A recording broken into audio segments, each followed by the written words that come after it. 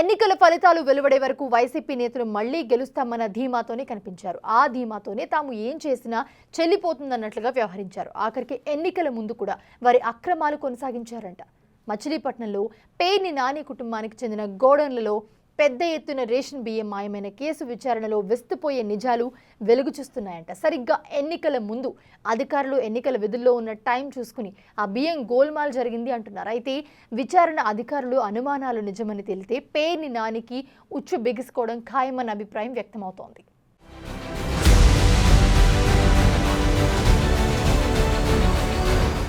మాజీ మంత్రి పేర్ని నాని కుటుంబానికి చెందిన మచిలీపట్నం గోడౌన్లో మాయమైన రేషన్ బియ్యం కుంభకోణం పెద్ద కలకలమే రేపుతోంది.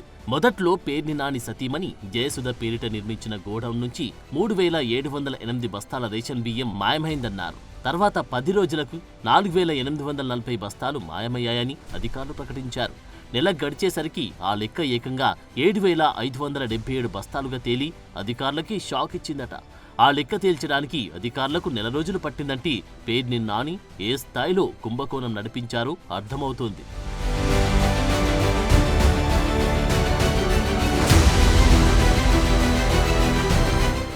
తమ గోడౌన్లో నిల్వ ఉంచిన రేషన్ బియ్యం తగ్గాయంటూ పేర్ని నాని కుటుంబ సభ్యులు గత నెల 26న లేఖ రాస్తే ఆ తగ్గిన బియ్యం లెక్కలు తేల్చడానికి సరిగ్గా నెల రోజులు పట్టింది.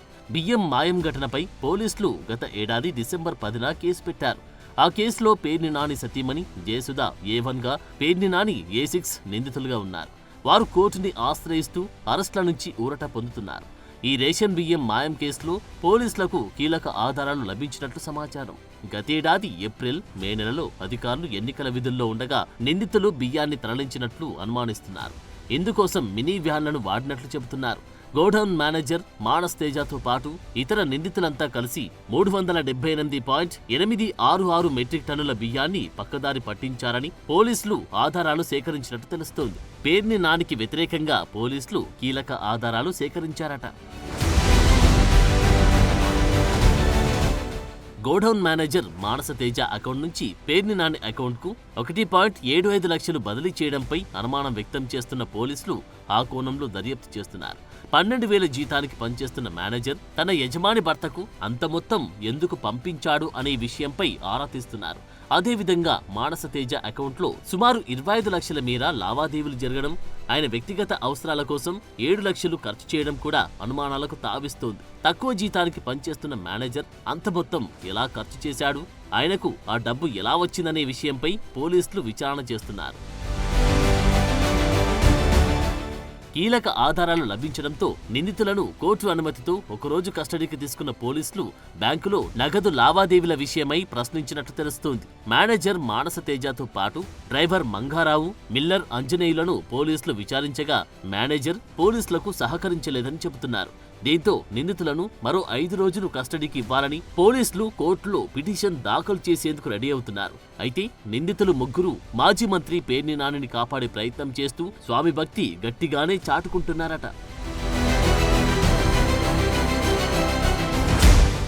రేషన్ బియ్యం తరలించడంలో మాజీ మంత్రికి సంబంధం లేదని, తామే అమ్మేశామని పోలీసులకు చెబుతున్నట్లు సమాచారం. పోలీసులు మాత్రం ఈ స్టేట్మెంట్ను నమ్మడం లేదంటున్నారు. భారీ మొత్తంలో బియ్యం తరలించడం నిందితులకు సాధ్యం కాదని, దీని వెనుక పెద్ద హస్తముందనే కోణంలోనే ప్రశ్నలు వేస్తూ సమాధానాలు రాబడుతున్నారట.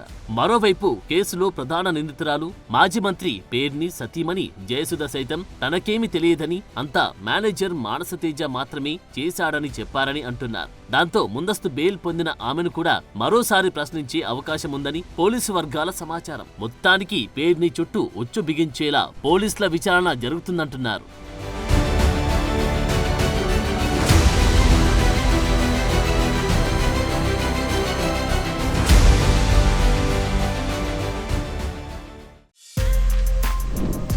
For more videos like this, subscribe Big TV channel.